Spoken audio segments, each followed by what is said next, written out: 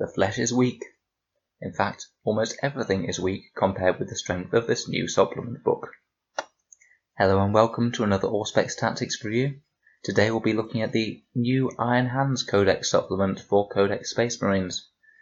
The way the new Space Marine books work is that you can buy the base Codex and get most of the rules, and each individual sub-faction within Space Marines, so each of the first founding Legion successors, they each have their own book that allows them access to a whole host of special rules, warlord traits, relics, psychic powers, and stratagems. In this video I'm going to have a look at all of the options available for the new Iron Hands. I'm going to go over each option very quickly, and I'm going to aim to talk more about the options that I could see myself running in a competitive Iron Hands army. I'm going to say this straight away though, that I think that this codex is probably the strongest out of the supplements we have seen so far. There's a lot of really nice synergies here, and it's just very easy to access a lot of power from combining the rules of this codex with the already known ones from Codex Space Marines. So, how do you access the rules in this book? Firstly, any detachments that is purely Iron Hands Space Marines can use their chapter tactic. Their chapter tactic is Feel No Pain of 6 ups, Overwatching on a 5+, and the vehicles always count as having double the amount of wounds for the purpose of their damage table, so this means they degrade extra slowly. This is a phenomenally strong chapter tactic, having 3 decently powerful buffs all in one. It's particularly useful on vehicles, partly because of the degrading damage table, and partly because 6-up Feel No Pains are better on large models, as when you have little troops, they might be hit by multi-damage weapons that will completely bypass the 6-up Feel No Pain, because you're never going to, for example, make 3 6-ups when you're hit by a 3 damage weapon on an infantry model. In this book, the Iron Hands gain a super doctrine called Calculated Fury. This applies whenever the Devastator doctrine is in effect, and for this, your entire army has to be pure Iron Hands Space Marines or a pure Iron Hands Successor chapter. You can't mix Iron Hands Space Marines and an Iron Hands Successor, and you can't add in any models for any reason, including the Imperial Stratagem to add an assassin to your army, for example. If you meet all of those criteria, then in the Devastator doctrine, you get the rule Calculated Fury. This allows all models when firing heavy weapons to reroll 1s to hit, as no models suffer the penalty for moving and firing heavy weapons, which would usually give you a -1 to your hit. In my opinion, this is by far the strongest one of these augmented doctrines we've seen so far, as it applies across a massive amount of units and gives you a ton of mobility on your heaviest weapons. It's great on backfield gunline units such as whirlwinds, as they can optimally position themselves to be far away from the enemy each turn. It's great on aircraft, which usually always suffer the -1 penalty for moving and firing heavy weapons, say Storm Talons or Storm Hawks. It's good on intercessors with Stalker bolt rifles. They can move and shoot with no penalty and reroll 1s to hit. It just comes into effect so often. The rerolling 1s on all heavy weapons also means that you might be able to skip out on taking captains. Instead you can focus on other HQ units such as librarians, lieutenants, tech marines, all this sort of stuff. So all in all, a really, really strong rule, and easily worth playing a pure Iron Hands army for it. Besides this, the other rules that you can get are the stratagems, special characters, psychic powers, and relics. Pure Iron Hands detachments can get access to all of these, even if you don't have the pure army for activating Calculated Fury. Successor chapters get almost all of these. The only things that they lose out on is the new special character Iron Father Fyros and about half of the relics, though you do have the option to buy in an Iron Hands only relic for an additional CP.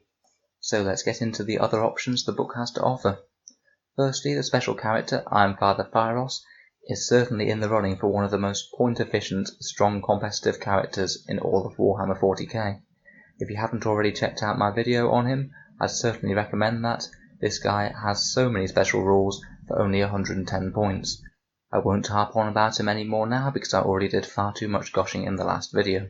Suffice to say, he has amazing synergy with just about any vehicle that you put him next to. So let's go through the psychic powers. The first one is Blessing of the Machine Gods. That's Warp Charge 5 or Warp Charge 8 on a Titanic unit. You cast it on a vehicle within 12 inches of the Psyker, and that vehicle gets +1 to hit. A nice simple buff, and could certainly help out your army. My only issue is that it can get denied, and it can fail to go off some of the time, so I prefer using the Ironfather Phyros to have this happen automatically. The next is Objuration Mechanicum. This is Warp Charge 7, and you select one visible enemy unit within 18 inches. When it shoots a ranged attack, for every hit roll of 1, it suffers a mortal wound. Now this is a bit situational. I could see yourself picking it up for some games and not others. On things that have a massively high rate of fire, such as aggressors, assault centurions, guard punisher commanders, that sort of thing, it could be absolutely brutal. But against most of the field, it's not going to be that strong. The next one is Fury of Medusa, Warp Charge 6, pick an enemy model within 18 inches and connects the two models with the shortest possible line. For every unit that this line passes through, on a 4 or 5 it takes 1 mortal wound, on a 6+ it takes D3, and you add 2 to the roll if it's a vehicle. I don't think this is too bad, but I think that it's only ever going to work if your opponent's army is highly clustered up, so I wouldn't bother with this one. The next is Psysteel Armor, Warp Charge 6, 12-inch range, select one of your units and add 1 to its armor save. Simple and effective buff, it's best on things with a 2-up save, such as say Terminators, Devastator Centurions, a Leviathan Dreadnought if you have one. Again, it's great, but the only disadvantage I see is that it won't be in effect if you go second, and it can fail or it can get denied by an enemy Psyker. Next is Reforge for a Warp Charge of 6, and this basically lets you repair an Iron Hands vehicle within 3 inches for an extra D3 wounds. Could be very nice to combine with a Tech Marine or Ironfather Phyros' repair ability, and with one of the stratagems that we'll cover in a second, it can let you repair up to 9 wounds on a vehicle in a single turn. So it's good, but you could just take a Tech Marine which will do this automatically, for quite a lot less of the cost. And the last is called Machine Flens, Warp Charge 6, target an enemy vehicle within 18 inches. That vehicle suffers D3 mortal wounds, and you select an enemy unit within 6 inches of the vehicle. That will take the same amount of mortal wounds as you did on the smite to the vehicle. So a nice little smitey type power will be good against some armies, not so good against others. Overall, I think the psychic powers aren't too bad, but I'm honestly not entirely certain whether they justify the cost of me including a librarian compared with, say, Tech Marines, Lieutenants, Chapter Masters, or Phyros himself. Next we'll go through the Warlord traits. The first is Adept of the Omnissiah. This lets you repair 1 additional wound on a vehicle next to you per turn. So if you're a Tech Marine, then it's D3 plus 1 wounds repaired. If you're a regular character, then it's just 1 wound repaired. I'd say this is passable, it's not really a very good buff. The next is Will of Iron, where you can deny 1 more psychic power per turn within 24 inches. So it's not too bad for a little bit of extra psychic defense, but obviously completely useless if you're not facing an army with psychers. Again, that's very situational. You can maybe think about buying it in with one of the stratagems if you're fighting a very psychic heavy opponent. Next we have All Flesh is Weak, allowing the warlords to ignore inflicted wounds on a 5+ rather than the normal 6+. A small defensive increase, could be worse, but probably not my favourite. Next we have Student of History. This is Ironfather Phyros' trait, and at the moment it's so broken that I believe Games Workshop will probably FAQ it to be different to what it is now.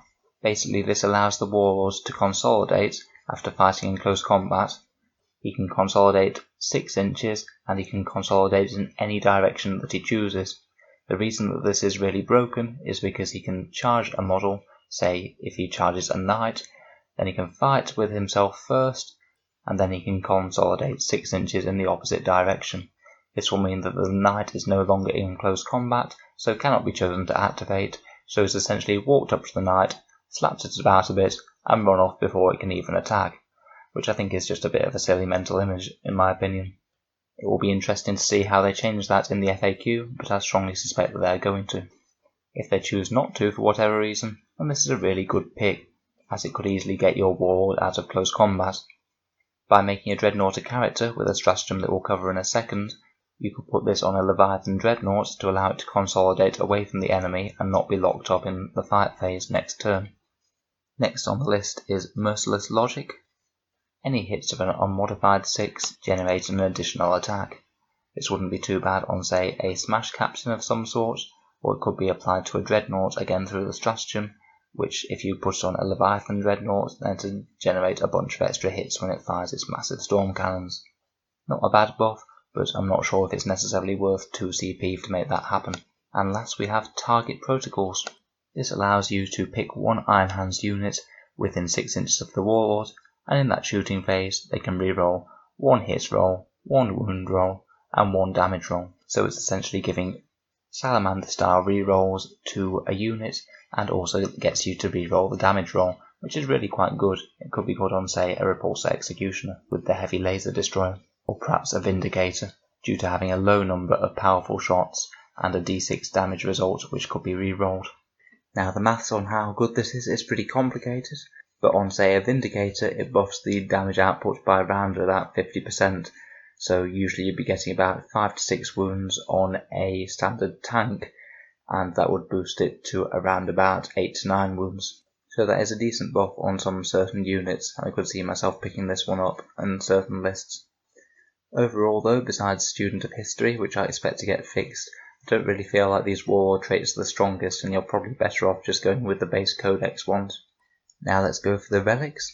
I'm going to start out by talking about the Ironstone, because I believe this could be the best relic in all of 40k. It's an aura ability, so every vehicle within 3 inches of the bearer takes 1 less damage to a minimum of 1. That is a phenomenally strong defensive buff, as you could potentially get 2 or 3 vehicles easily within aura range of the bearer, despite it being quite a small aura.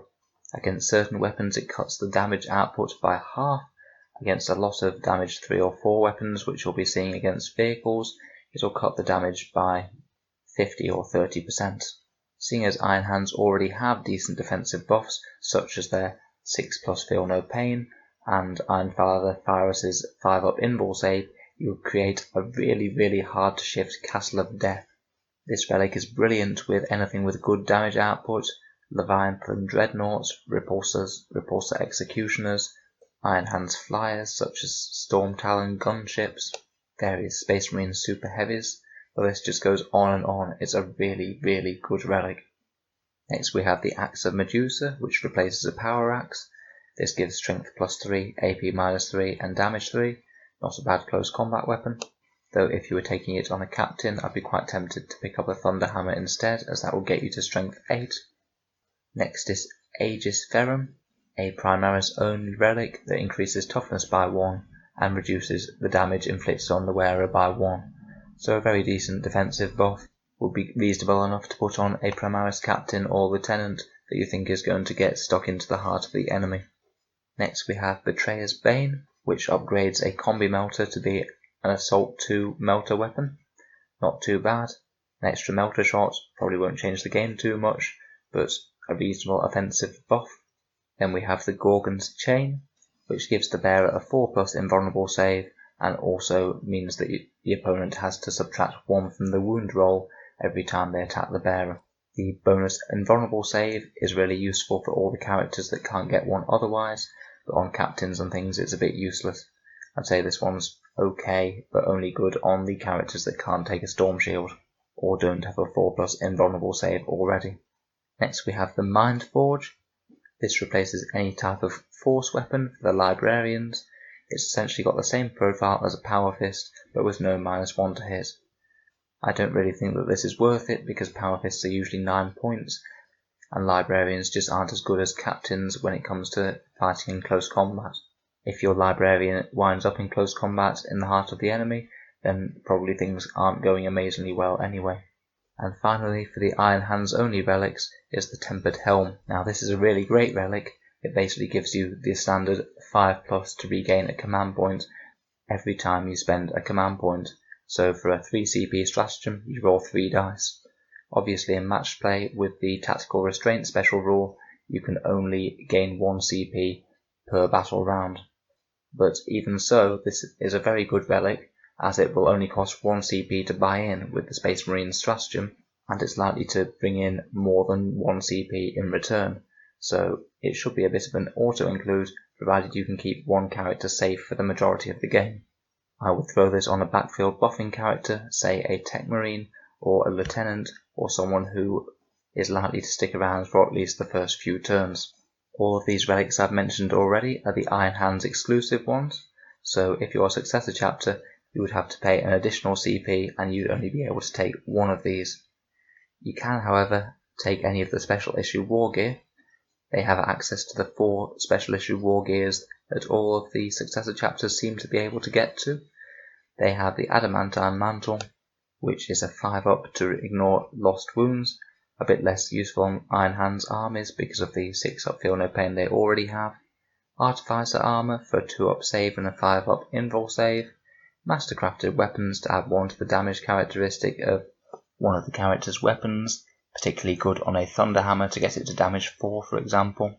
And digital weapons, where when you fight you can make an additional attack, and if that attack hits, the enemy suffers a mortal wound. That one's a bit less good. From there they have 4 other options that either Iron Hands or their successors may freely take. They have Auto-Medicate Bionics, which allows the character to heal D3 lost wounds at the start of the player's turn. I don't think that this is very good because the character has to have already been wounded for this even to take effect, and there's a good chance he might have just been killed outright. Next is Teeth of Mars, so it has a similar name to the Teeth of Terror chainsword, but this one's extra good against vehicles. It's a strength user, AP-2, damage 2 weapon, and it gets you +1 extra attack, but if you're targeting a vehicle, then the strength changes to strength ×2, so it sort of becomes a cut price power fist without the -1 to hit, and pretty rubbish if you're not fighting vehicles as a relic, to be honest. I would just take the Teeth of Terror instead for the extra 2 attacks. Next we have Fortis Pattern Data Spike, which lets you roll 2d3 and pick the highest for a Tech Marine's repair roll. I think that this one is completely rubbish because it only, on average, heals an extra 1/3 per wound to a vehicle per turn, so not worth taking at all. And finally we have Haywire Bolts. When you fire a bolt weapon, you can only make 1 shot, and instead of rolling to wound, you roll a single dice. I could see this as being good as one of the relics that you buy in just before the game when you've seen your opponent's list, and if you have a vehicle heavy opponent, then you may as well throw this on a character if they have a long ranged bolt weapon, say for example one of the Primaris captors with a bolt rifle. Over the course of the game it should count for a good 3 or 4 mortal wounds, so it's probably worth buying in. So in conclusion, Ironstone amazing, Tempered Helm amazing, the rest of them maybe not so much. Okay, so now let's talk about the stratagems available to the Iron Hands. Firstly we have Bequeathed by the Iron Council. This allows you to take a Iron Hands relic as a successor chapter, and it costs 1 CP. You can only take 1, and I would take the Ironstone because it is the best relic in 40k, in my opinion. Next we have Mnemonic Auto Savant. This allows you to spend 2 CP to retain a tactical objective just after you've scored it, so you can potentially score it in the next round. This is a ridiculously strong stratagem in Maelstrom games, as if you've just scored a high value, easy to score stratagem, say for example Slay the Warlord when you've already killed the enemy Warlord, or Supremacy, which you can usually manage to hold 3 objectives, then this is essentially giving yourself free victory points. I don't really think that this is a very sensible idea to include in a stratagems list, as it just unbalances the game a bit in Maelstrom, which, let's face it, needs all of the balancing help it can get. Next we have Optimized Repulsion Doctrines. This costs 1 CP and essentially gives you +1 to your Overwatch. If you're an Iron Hands unit, then you hit on a 4-up, and if you're a Successor Chapter unit, then you'll hit on a 5-up. This can be really powerful, as I know as I've had the experience with Guard Tank Commanders and the Defensive Gunners stratagem. This is even better than that, because it can be used on any unit whatsoever, including, say, aggressors firing 110 bolter rounds, and also Marines have the access to Chapter Masters, which can let them reroll all hits, so you could be hitting on a massive amount of hits on Overwatch, and you could legitimately kill whatever was trying to charge you before you even tried. To add insult to injury, this effect lasts for the entire phase, so if you kill the first unit that was trying to charge you, or that unit fails its charge, then this stratagem will still be active for the next unit that wants to charge in. brutal, and I could certainly see myself using this in a lot of games. Next we have Paragon of Iron. This will let you take an additional trait on your Warlord. I'm not sure how sold I am on this for an Iron Hands army, just because the Warlord traits aren't really that strong in my opinion. And now we have Machine Empathy. This lets a Tech Marine repair a vehicle a second time, so that'll be usually 2d3 wounds restored. On Ironfather Thyros, however, because he repairs 3 the time that he heals a vehicle, it'll auto repair 6 on a vehicle if you use this for 1 CP. So this is absolutely great, amazing on him, not bad on a normal Tech Marine, just great in general. Next we have Cogitated Martyrdom, 1 CP. An infantry unit can essentially use the Tau Shield Drone rule on a character within 3 inches of them. So when the character takes a wound, but before saving throws are made, on a 2-up, the Iron Hands infantry unit that you have nominated will suffer a mortal wound instead of the character suffering any damage. This could be amazing if, say, the hits that you were intercepting was a las cannon and it gets converted to 1 mortal wound on your intercessor squad rather than a d6 shot on your character.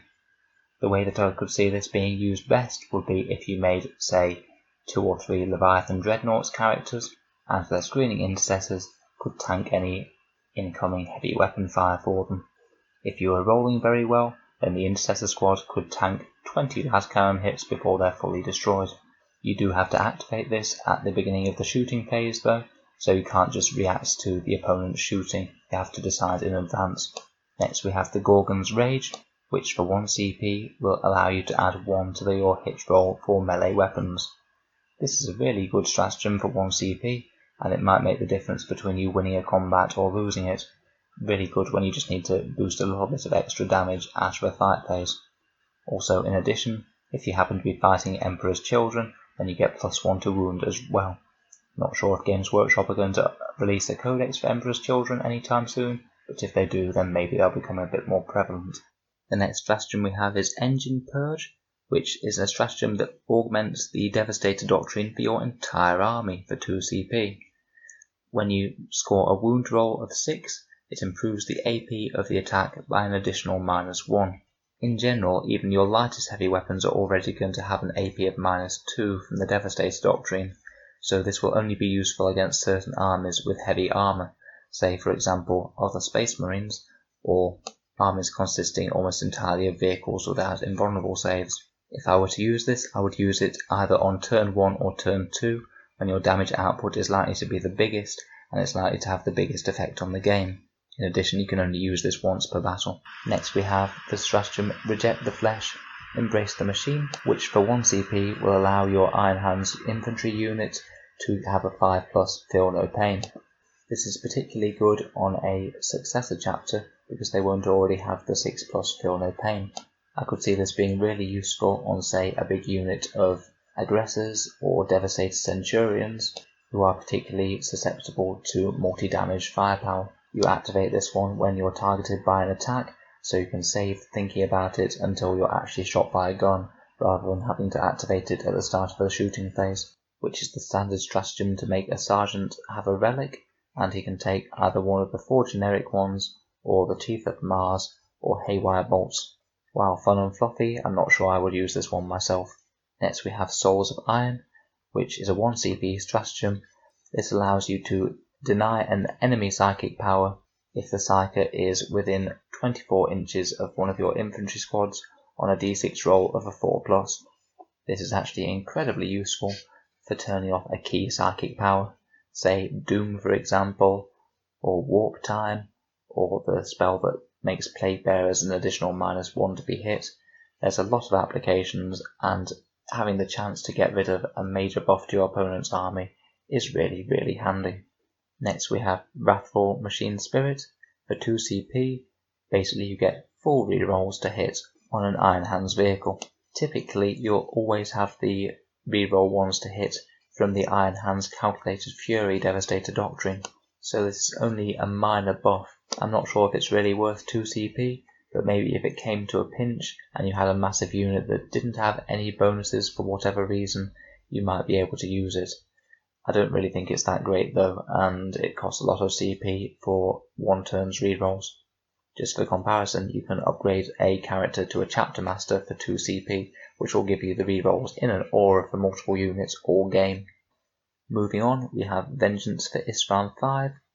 This is 1 CP, which gives you rerolls of hits in melee against Word Bearers, Iron Warriors, Night Lords or Alpha Legion, so the ones who betrayed the Iron Hands at Isran 5. While fluffy, these armies don't come up that often in the game, and reroll all hits in melee isn't terrible. Against them it might be situationally useful, particularly on units with power fists, but you're rarely going to be fighting them in the first place. Next we have March of the Ancients, which is one of the key stratagems in the book, as it allows you to make a Dreadnought a character, and it gives them +1 attack and +1 leadership. To be honest, I probably should have mentioned this one earlier, seeing as it's the one that allows a lot of key synergies with the Warlord traits and some of the other stratagems. It's worth noting that while you can make the vehicle a character, you can't give it a relic because of one of the rules in the main Space Marine Codex, saying you can only give relics to non-vehicle characters. I'd say probably the most powerful buff of this is being able to use the intercessors as shield drones from the stratagem Cogitated Martyrdom, but it could be quite good to give a bunch of Redemptor Dreadnoughts additional attacks and make them melee powerhouses as well as shooting monsters. In general, it's quite an interesting stratagem, and I certainly could see it being used in competitive armies. Obviously, if you're buffing multiple Dreadnoughts with this, it will get a little bit more pricey, as it's 1 CP per Dreadnought. The other good benefit of making a Dreadnought a character is that if your Dreadnought is less than 10 wounds in total, then it will be shielded from enemy shooting by the character targeting rules. I quite like the Venerable Dreadnought with twin las cannons and missile launcher as a shooting platform that can't be shot by conventional means.